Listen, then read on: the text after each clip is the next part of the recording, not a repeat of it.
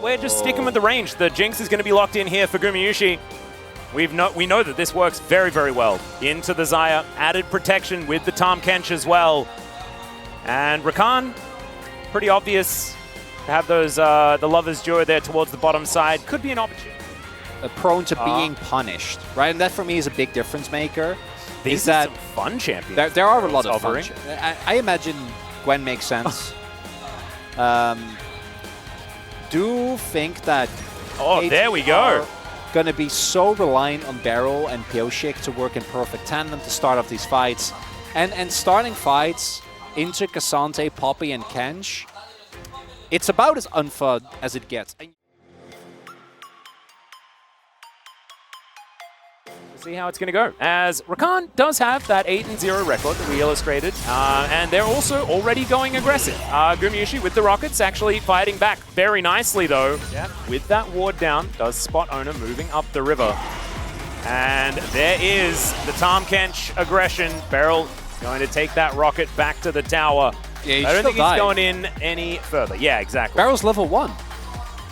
Yeah.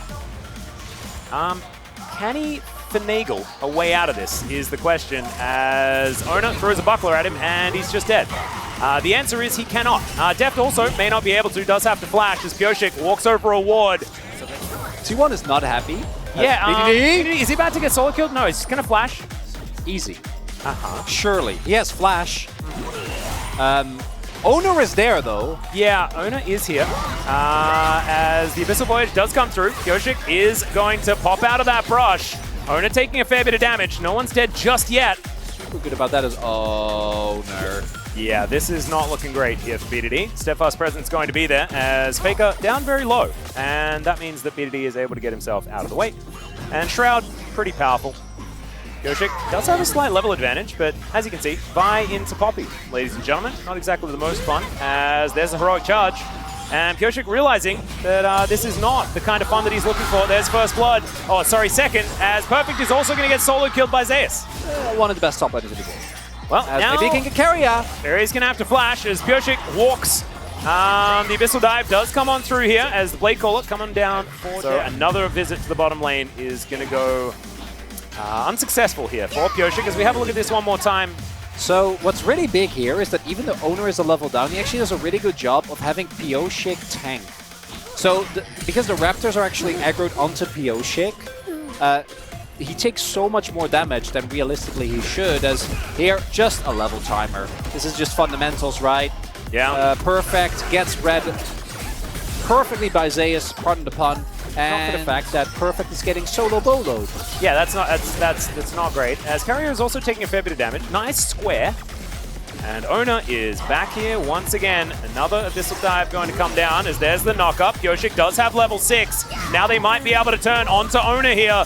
Doesn't have the Steadfast Presence for the Vault Breaker that time around. As the Otherwise, he's going to be doing a whole lot more waiting. I don't think he wins the 1v1 against Carrier. Oh my goodness. They have no idea. Okay, where are you going, Pyosik? Yeah, he goes to the... Okay, there's an all-out.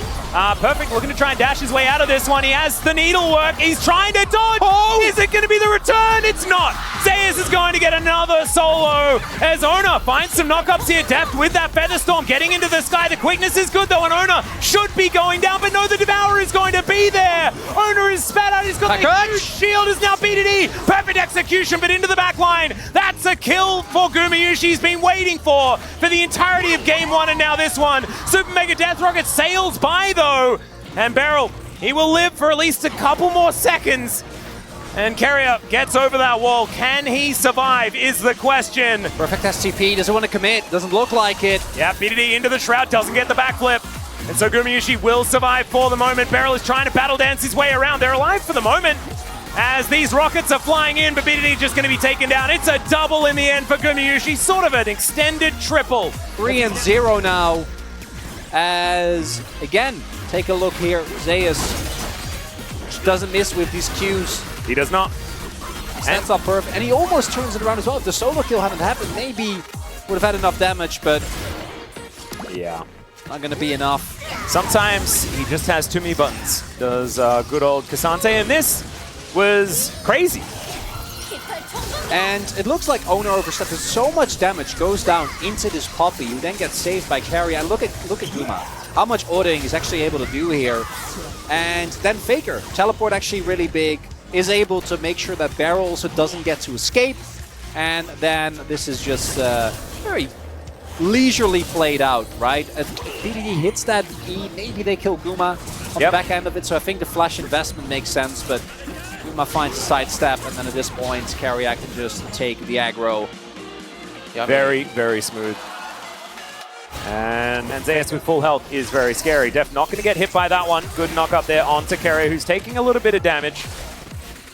And Corki can be now played with all of his buttons as well, as now looking for Faker here is Pyoshik, does find the cease and desist, as Ona says no.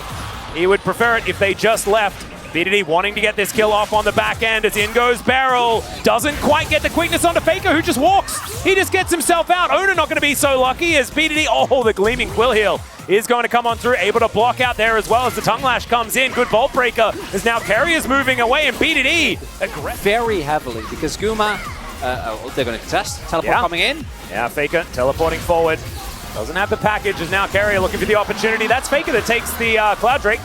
Not sure how that one happened, but it happened. And now Deft is just running for the hills. There is the Feather Storm, but Gumayushi still looking for more. BDD might be able to find him. Pyoshik is dying here in the jungle. Up on the back end, that is Faker collecting that kill. And Perfect is really wondering how this champion is allowed to be this incredibly fed.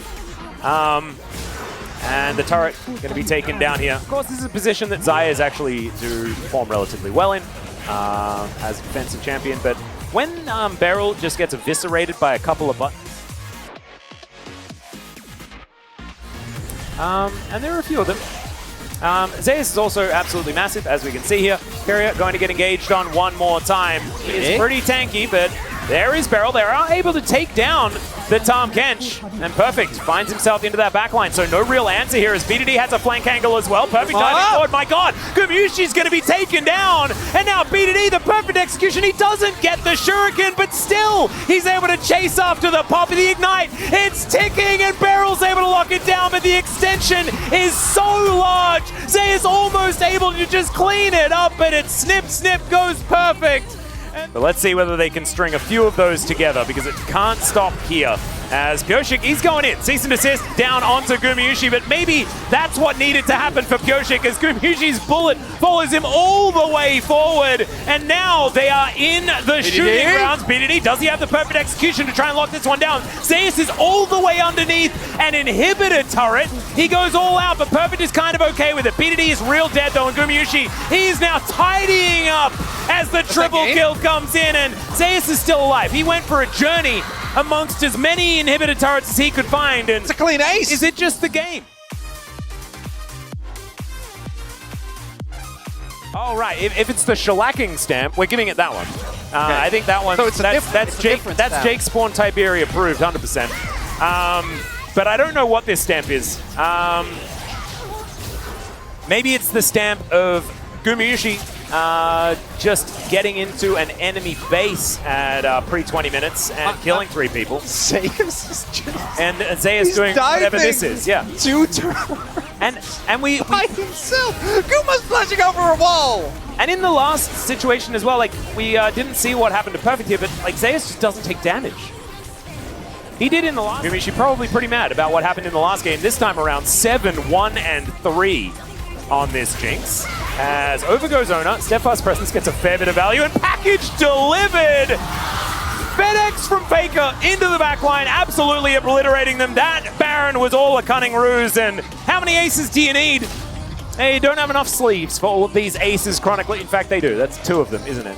And they are just going to move towards the base and look to take this one down. Perfect does get some bounty gold, so there we go. But this game is done and dusted. And we are going to 3 in this telecom war. I think next time, perhaps a different attempt in the drafting phase of this game. They went for it. It was a Hail Mary, and they sort of punched themselves in the face.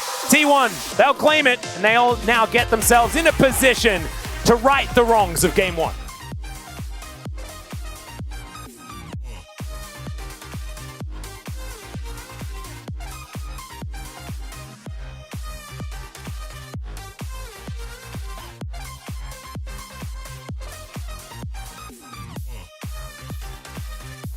나 이거 핑크 까는 중. 아 여기 있다. 아니 벌써 생각 깔게 이거. 아 날리고 그냥 가도 돼. 나 형안 되고. 핑크. 야 방다. 근데 여기 좋은데? 가자. 좋아 여기 좋아. 천천히 가야죠. 미드. 아칼리 잡아. 미드. 나이스. 끝났다. 아 끝났다. 야 빨리 끝내야 돼 형들. 굿. 빨리 끝내야 돼. 더 빨리 들어갈게. 더 느린 것 같은데? 잘한다. 한 대씩 쳐야 돼 이거. 오. 빨리. 아이 죽여. 잡을 건 잡아야지. 빨리. 나이스.